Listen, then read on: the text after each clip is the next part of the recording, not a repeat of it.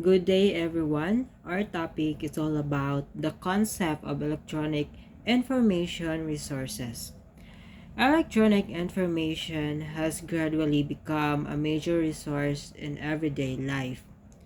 The emergence of electronic information resources, simply referred to as electronic resources, has tremendously transformed information handling and management in academic environments and in university libraries in particular. Ellis, an old man, noted that through the use of electronic resources, particularly the internet, further scholarly intercourse, the depth of the current and up-to-the-date information for research and university libraries is attributed to poor levels of developing electronic information resources. Libraries need to be vanguard for technology, transfer from the developed world to the developing economies of Africa. To meet these expectations, African university libraries must provide a link between local researchers, scholars, and their counterparts in other parts of the world. Utilization of online information resources is the way of achieving this objective. According to Chakuna's electronic information resources, are information resources provided in electronic form, and this includes resources available on the internet such as e-books, e-journals, online database, CD-ROM databases, and other computer-based electronic networks, among others. Next is the internet. Internet penetration as a percentage of the total population of Africa was still 1.4% compared to the world average penetration of 12.7%. Gakibayok carried out a study on internet usage by students and staff of Embarara University of Science and Technology, and the internet was provided a wider access to global information resources such as online databases, e-journals, e-prints, and other resources and digital information. These resources are not effectively utilized due to varying factors. Next is the electronic journals. With the advent of the internet, researchers and academics have recognized the capabilities of the information and communication technologies as efficient means to share results and to get around barriers by full transfer of intellectual property rights from the author to turnover of traditional publishing.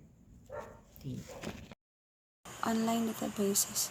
The most effective way to provide access to electronic books or journals in university libraries is through subscription to online databases, which can be accessed through the internet. Online databases are a collection of electronic information sources like e-journals, e-books, by publishers from various fields and disciplines. Some of these databases are provided free of charge to libraries in developing countries by their publishers or vendors. CD-ROM databases. CD-ROM, compact disc read-only memory, is an adaptation of a CD that is designed to store computer data in the form of text and graphics, as well as hi-fi stereo sound. The original format standard was defined by Philips and Sony in the 1983 Yellow Book. Other standards are used in conjunction with it to define directory and file structures, including ISO 9660, HFS hierarchical file system for Macintosh computers, and hybrid HFS ISO. Format of the CD-ROM is the same as for audio CDs. A standard CD is 120 mm 4.75 inches in diameter and 1.2 mm 0.05 inches thick and is composed of a polycarbonate plastic substrate underlayer. This is the main body of the disc. One or more thin reflective metal, usually aluminum, layers, and a lacquer coating. CD-ROM data storage. Although the disk media and the drives of the CD and CD-ROM are, in principle, the same, there is a difference in the way data storage is organized. Two new sectors were defined: Mode 1 for storing computer data and Mode 2 for compressed audio or video graphic data. CD-ROM Mode 1. CD-ROM Mode 1 is the mode used for CD-ROMs that carry data and applications. In order to access the thousands of data files that may be present on this type of CD, addressing is necessary. Data is laid out in nearly the same way as it is on audio, which each hold 2,352 bytes of data, with an additional number of bytes used for error detection and correction, as well as control structures. For Mode 1 CD-ROM data storage, the sectors are further broken down and 2,048 used for the expected data, while the other 304 bytes are devoted to extra error detection and correction code, because CD-ROMs are not as fault-tolerant as audio CDs.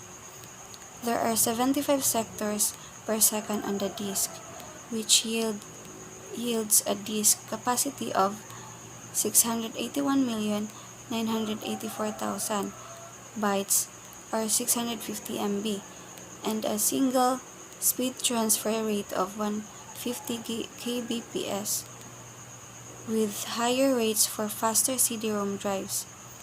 Drive speed is expressed as multiples of the single speed transfer rate, as 2 times, 4 times, 6 times, and so on.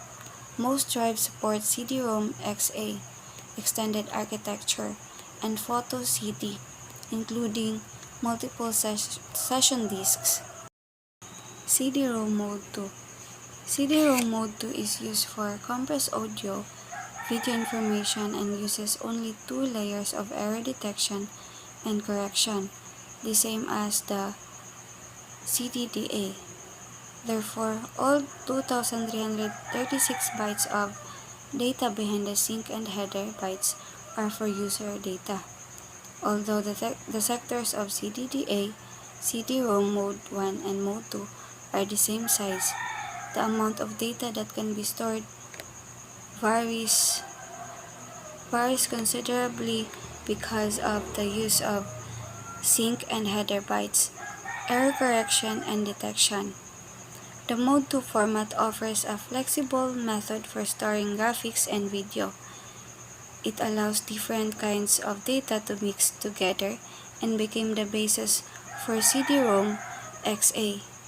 Mode 2 can be read by normal CD-ROM drives in conjunction with the appropriate drivers.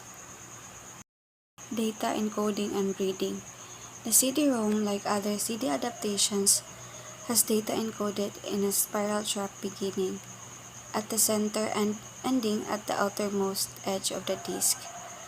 The spiral track holds approximately 650 MB of data. That's about 5.5 billion bits.